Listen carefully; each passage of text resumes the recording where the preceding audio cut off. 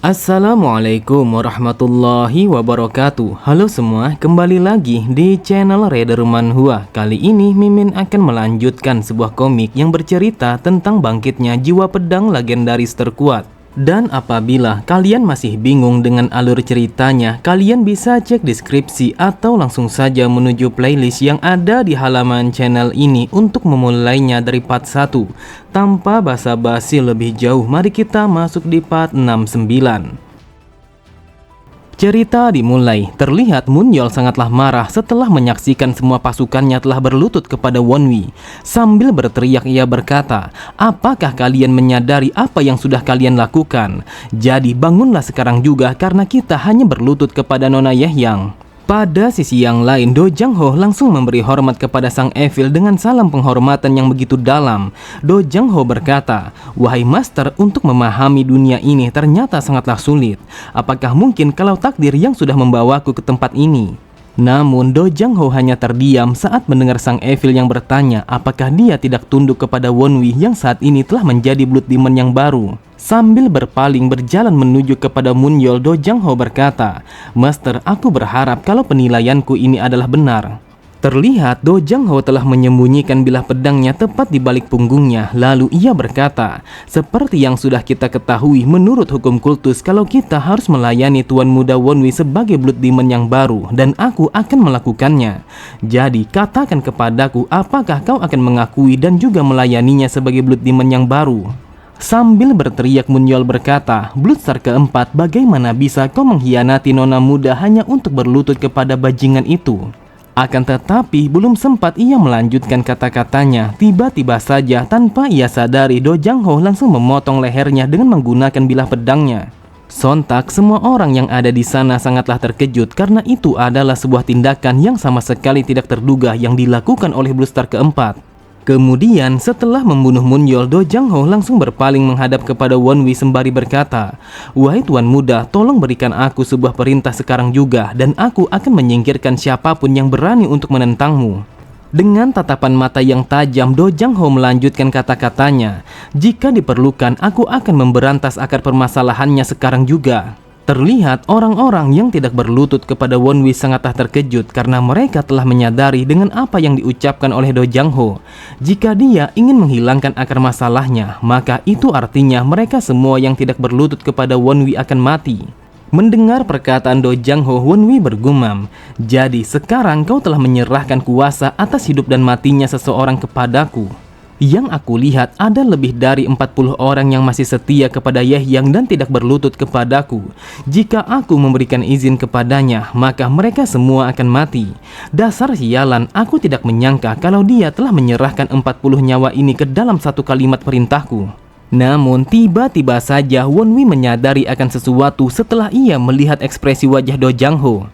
Seketika itu juga Wonwi langsung tersenyum tipis karena ia telah menyadari akan situasinya. Lalu Wonwi berpikir, itu adalah sebuah ekspresi yang sama ketika dia meragukanku dan juga mengujiku di saat kami pertama kali bertemu. Aku yakin kalau dia telah mencoba menguji kelayakanku untuk menjadi sang pemimpin kultus ini. Di sampingnya, Demon berkata, "Dasar sialan, setelah kau bersenang-senang membunuh para bajingan itu dengan tanganmu sendiri, sekarang kau ingin berpura-pura untuk menjadi orang yang polos lagi." Wonwi pun berkata, "Dengarkan aku baik-baik, aku bukanlah tipe seseorang yang suka membunuh orang lain tanpa adanya sebuah alasan. Asal kau tahu, aku melakukannya karena keharusan ataupun sebuah keadaan yang sama sekali tidak bisa kuhindari." Demon kembali berkata, "Bukankah saat ini kau harus melakukannya karena sebagian dari mereka telah menolak untuk tunduk dan juga setia kepadamu. Jadi mengapa kau tidak langsung membunuh mereka saja agar kita bisa menyelesaikan situasi ini dengan cepat?" Wonwi berkata, "Asal kau tahu kalau hak istimewa ini adalah sesuatu yang hanya boleh dilakukan sampai batasan yang tertentu. Mereka hanya setia kepada yang mereka sumpah. Jadi aku sama sekali tidak melihat kalau kesetiaan yang seperti itu sebagai sesuatu yang layak untuk dibunuh." Sambil tertawa tipis, Demon kembali berkata, "Bukankah kau juga tahu kalau ini adalah nasib mereka yang telah memilih untuk berjalan di jalan kultus Blood? Kita akan menaklukkan yang lainnya dengan menggunakan kekuatan, dan kita akan mendapatkan kesetiaan mereka melalui ketakutan yang telah kita ciptakan, dan ini adalah cara Blood Demon yang sebenarnya." Akan tetapi, Demon sangatlah marah saat mendengar Wonwi yang berkata, "Dasar bajingan, hentikanlah omong kosongmu itu sekarang juga." Dengan kesalnya Demon berkata, "Dasar manusia bodoh, apakah kau pikir kalau kau memiliki cara yang lain untuk bisa menundukkan mereka semua?" Di sampingnya, Iron berkata, "Biarkan saja dia membuat pilihannya sendiri karena itu bukanlah sesuatu yang bisa kau paksakan kepadanya. Lagi pula, apakah menurutmu dengan membunuh mereka semua yang tidak ingin setia adalah sebuah kualitas bagi seorang pemimpin yang bijak?" Terlihat Demon semakin kesal, ia kembali berkata, "Dasar bodoh, semestinya kawalan ternak itu hanya dikendalikan oleh rasa takut akan kekuatan yang sangatlah luar biasa, dan itu sudah terbukti di dalam sejarah berdirinya kultus Blood." Namun, Demon langsung terdiam ketika Iron yang berkata, "Mungkin kau mengatakan itu karena kau hanya pernah melihat sebuah dunia yang seperti itu. Akan tetapi, hal itu bukanlah satu-satunya jawaban yang ada di dalam dunia ini." Kemudian, Wonwi langsung berjalan menuju kepada semua orang yang masih berpihak kepada Yahyang. Ia berkata, "Jujur saja, aku begitu salut dengan kesetiaan kalian yang begitu tulus terhadap Yahyang."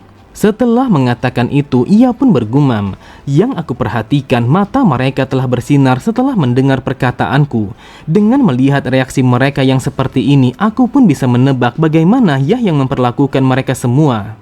Wonwi kembali berkata, "Aku juga sangat menghargai kesetiaan kalian selama ini. Itulah sebabnya aku akan memberikan kalian semua sebuah kesempatan." Lalu Wonwi pun menghampiri salah satu dari mereka. Ia berkata, "Sekarang aku bertanya kepadamu, apakah kau adalah pengikut kultus ini ataukah kau hanyalah sekedar pengikut Yahyang?" Tanpa pikir panjang sedikit pun orang itu mengatakan kalau dia adalah pengikut kultus Blood. Mendengar itu, Wonwi berkata, "Aku tahu kalau kau telah melayani nona muda demi kebaikan kultus ini. Akan tetapi entah kenapa kau malah mengutamakan kesetiaanmu terhadap pribadinya saja. Aku yakin sudah pasti kalau kau sangat ingin seseorang yang kau layani itu akan menjadi Blood Demon yang baru. Tetapi katakan kepadaku, apa itu Blood Demon? Menurut hukum kultus Blood, bukankah Blood Demon adalah kultus itu sendiri? Dan sekarang pedang Blood Demon yang merupakan sebuah benda yang paling suci telah berada di tanganku, dan aku saat ini adalah Blood Demon yang baru. Jadi berdasarkan sebuah hukum, maka aku adalah kultus itu sendiri. Lalu apakah kalian ingin berhenti untuk menjadi pengikut kultus Blood?" Setelah mengatakan itu, Wonwi bergumam, sebagai orang yang sudah menghabiskan banyak waktu pada posisi yang tinggi, sudah pasti dia memiliki sebuah harga diri yang begitu tinggi sebagai pengikut kultus. Dia sudah mengabdikan seluruh hidupnya hanya untuk kultus ini. Jadi aku rasa kalau dia akan merasa sangat terhina kalau aku menyangkalnya. Bahkan aku juga berasumsi jika yang lainnya akan merasakan hal yang sama. Wonwi kembali berkata, "Apakah kalian akan lebih memilih untuk berhenti menjadi pengikut kultus dan mati begitu saja? Apakah kita harus saling membunuh satu sama lain hanya karena sebagian kita ada yang tidak setuju? Dan apabila hal itu terjadi, maka tidak ada yang tersisa satu orang pun di dalam kultus ini. Ataukah kalian lebih memilih untuk membunuh satu sama lain hanya untuk mempertahankan kesetiaan kalian terhadap nona muda? Namun jika itu adalah aku, maka aku sama sekali tidak akan pernah untuk melakukan hal yang seperti itu. Asal kalian tahu, kalian semua yang berada di tempat ini adalah orang-orang yang telah membentuk kultus Blood secara bersama-sama." Sontak mereka semua sangatlah terkejut setelah mendengar perkataan Wonwi. Bahkan di saat itu mereka telah berbisik satu sama lain. Mereka menyadari bahwa tidak ada seorang pemimpin kultus yang pernah berbicara kepada bawahannya seperti ini, dan itu bukanlah sebuah intimidasi. Melihat reaksi mereka yang semakin tertarik kepadanya, ia pun kembali berkata, "Aku juga telah memulai dari bawah sama seperti yang kalian alami selama ini. Jadi aku sangat mengetahui bagaimana perasaan kalian dengan sangat baik. Aku sangat tahu bagaimana rasa cemas kalian yang berada di level bawah. Dan bahkan aku juga sangat tahu kalau kalian selama ini telah tertekan karena kalian harus merasa seperti akan dikorbankan kapan saja. Aku tahu betapa menyakitkannya merasakan penderitaan yang seperti itu pada setiap harinya. Kalian yang lemah akan selalu merasa kalau kalian hanyalah sebuah alat sekali pakai bagi mereka yang jauh lebih kuat." Di saat itu, Wonwi teringat bagaimana kematiannya setelah ia dihianati oleh seseorang yang ia percaya ketika ia masih menjadi seorang mata-mata kelas rendahan di dalam kultus Blood. Kemudian Wonwi melanjutkan kata-katanya, "Jujur saja aku juga pernah mengalami hal yang sama seperti yang kalian alami saat ini. Jadi bagiku kalian semua adalah merupakan kultus blood itu sendiri. Aku tidak peduli siapa yang telah kalian layani, akan tetapi dengan bantuan kalian maka kultus kita akan kembali bangkit dan aku ingin melakukannya bersama kalian semua." Ketika pidato Wonwi telah berakhir, terlihat sebagian besar dari mereka langsung berlutut dan juga bersumpah setia kepada Wonwi. Namun, Wonwi masih menghormati ketujuh orang yang telah bunuh diri karena mereka telah mempertahankan kesetiaan mereka kepada Yehyang meskipun mereka menyadari kalau Yehyang adalah seseorang yang sangat kejam terhadap bawahannya. Lalu, Wonwi memberikan sebuah perintah untuk mengumpulkan jenazah mereka secara hati-hati dan menjaga kehormatan mereka sebagai seseorang yang sangat setia kepada kultus blood. Dan di saat itulah semua orang yang berlutut dan juga bersumpah setia kepada Wonwi telah menatapnya dengan tatapan mata yang dipenuhi oleh rasa kepercayaan. Sejatinya, sejak dari dulu kalau Blood Demon adalah kultus itu sendiri. Namun Wonwi yang merupakan Blood Demon yang baru telah mengatakan bahwa kultus Blood bukanlah dia sendiri, melainkan adalah mereka bersama. Di saat itu mereka merasakan kalau angin baru telah datang kepada mereka yang telah hidup bagaikan sebuah barang sekali pakai yang bahkan sama sekali tidak bisa memilih kapan mereka akan mati. Setelah menyelesaikan pidatonya, Wonwi langsung berjalan menuju kepada Do Jang-ho. Ia berkata, "Ini adalah caraku untuk menyelesaikan masalah ini. Jadi apakah itu sudah bisa untuk menjawab semua keraguanmu terhadapku?" Seketika itu juga Do Jang-ho langsung berlutut di hadapan Wonwi. Ia berkata, "Wahai Tuan Muda, sesuai dengan hukum kultus blood, aku Do Jang-ho sebagai Bloodstar keempat akan melayanimu sebagai Blood Demon kami yang baru." Sambil berjalan melewatinya, Wonwi berkata, "Jika kau sangat serius untuk melayaniku sebagai Blood Demon yang baru, maka jangan pernah untuk mengujiku seperti ini lagi." Terlihat Do Jang-ho begitu heran saat mendengar sang Evil yang memanggilnya. Namun ketika ia memalingkan wajahnya, tiba-tiba saja sebuah tinjuan telah mendarat tepat di wajahnya dengan begitu telak. Bahkan saking kuatnya tinjuan sang Evil, sampai-sampai Do Jang-ho telah terlempar ke belakang dan terguling-guling di atas tanah. Sambil menahan rasa sakitnya, Do Jang-ho berkata, "Wahai Master, seperti biasanya Anda selalu saja menggerakkan tangan Anda terlebih dahulu ketika Anda ingin berbicara kepada orang lain.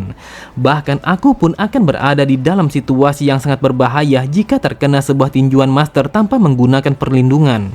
Dengan tatapan mata yang tajam, sang Evil berkata, "Dasar sialan, dia adalah muridku sebelum dia menjadi seorang Blood Demon. Jadi siapa yang menyuruhmu untuk mengujinya seperti itu?" Namun sang Evil langsung terdiam ketika mendengar Do Jang-ho yang berkata, "Wahai Master, aku minta maaf. Namun karena dia telah menjadi seorang Blood Demon secara tidak sengaja, bukankah memang sepantasnya untuk memeriksa kualitasnya terlebih dahulu? Apakah Anda pikir kalau aku tidak tahu? Jika dia benar-benar berambisi untuk menjadi seorang Blood Demon, maka sudah pasti sejak dari awal kalau dia akan mengatakan dengan lantang bahwa dia adalah Blood Demon yang baru." Mendengar perkataan Do Jang-ho, sang Evil bertanya bagaimana pendapatnya tentang Wonwi yang telah menjadi Blood Demon itu.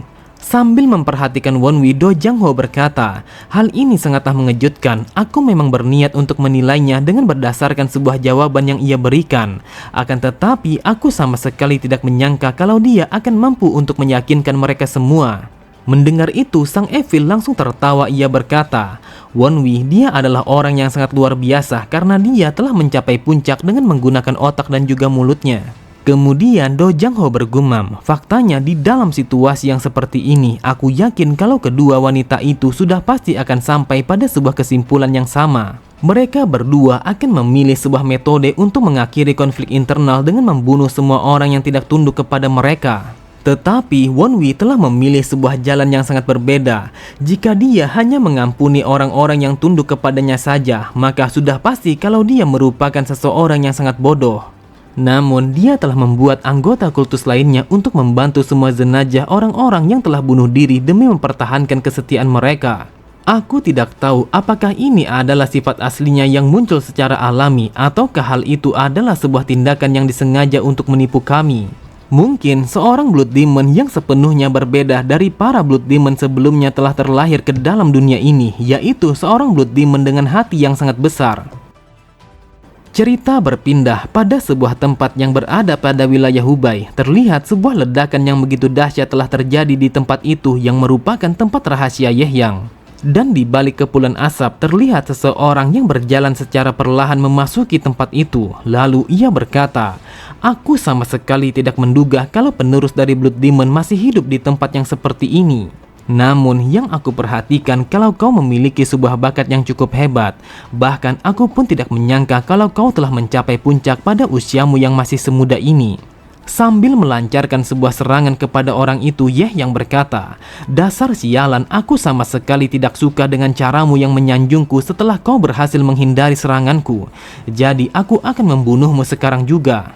Akan tetapi dengan begitu mudahnya orang itu langsung menghindari serangan Ye Yang meskipun di saat itu ia telah menggunakan seni bela diri andalannya. Sontak Ye Yang sangatlah terkejut, ia bergumam, "Bagaimana mungkin bajingan ini telah menghindari semua seranganku dengan begitu mudah? Jadi siapa dia sebenarnya?" Namun ketika Ye Yang sedang lengah, orang itu langsung memberikan sebuah serangan balik yang mendarat tepat di tubuh Ye Yang. Bahkan saking kuatnya serangan itu sampai-sampai Ye Yang telah terlempar jauh ke belakang. Di sampingnya, Bloodstar pertama berkata, "Siapa kau sebenarnya dan mengapa kau langsung menyerang kami begitu saja?" Akan tetapi ia pun langsung terdiam ketika orang itu yang menunjukkan sebuah kertas kepadanya. Ternyata di dalam kertas itu terlihat sebuah gambar Samayung yang menggunakan topeng laki-laki untuk menyembunyikan identitas aslinya. Dengan tatapan mata yang tajam, orang itu berkata, "Dengarkan aku baik-baik, apakah kau telah mengenali wajah ini ataukah tidak? Jika kau tidak menjawabnya, maka aku akan membunuhmu sekarang juga." Oke semua, cukup sampai di sini dulu pembahasan alur cerita kita. Sampai jumpa di video selanjutnya. Wassalamualaikum warahmatullahi wabarakatuh.